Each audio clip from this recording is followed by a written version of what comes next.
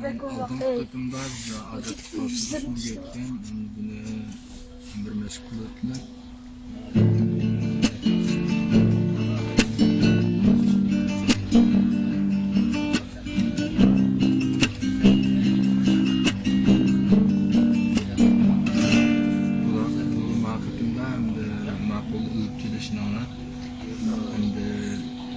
Gitar roman demez ama şunu göstereyim. Başta mahvolun laptop, mahvolun 5 tane 5, 3, 2, 3, 4, 3, 2, 3. Adırma meşke sana burada. 5, 3, 2, 3, 1, 3, 2, 3. Mahvolun yates sürü 5, 3, 2, 3, 1, 3, 2, 3. Manonun kullandığı bazen aylıkla nakış çağancığımızda 4 gün oldu. 4 tane çok. Bunu pek sürüp nakışsak buldu. Normal bir aslında nurun nakışı yaxşılalı işten çok. Onun için yani bir neçil mürekkep tutuştu var bunun etsiyemdi. Makulda 5. tarihning 3. sinfda ma'noda 5. tarihning 2. sinfda ma'qulda 2. tarihning 1.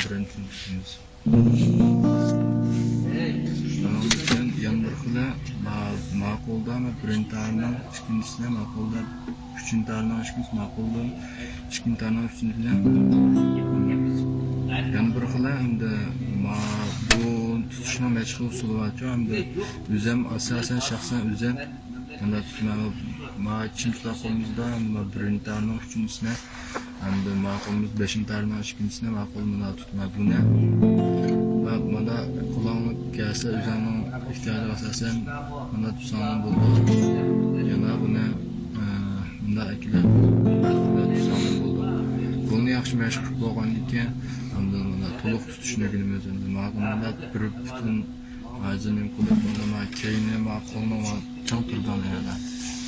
Ama bir kol tam yüzlük olan ki kol 3-sine, 3. tarihning 2-sine manda ma'qullar hamda 5. tarihning 2-sine ma'qul 4. tarihning 2-sine. Buni chasanlar daha yaxshi. Buni mayang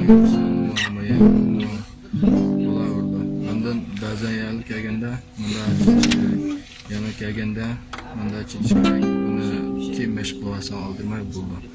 Onun için bunu gün olanda aylık flamingo, pastap, şunun kildo alırsan yazırak gösterey. Bunu bunda pes küçülük yapsak bulacağız. Aslında bunda pes kendine açarsak bulda. Hazır bir yazırak gösterey.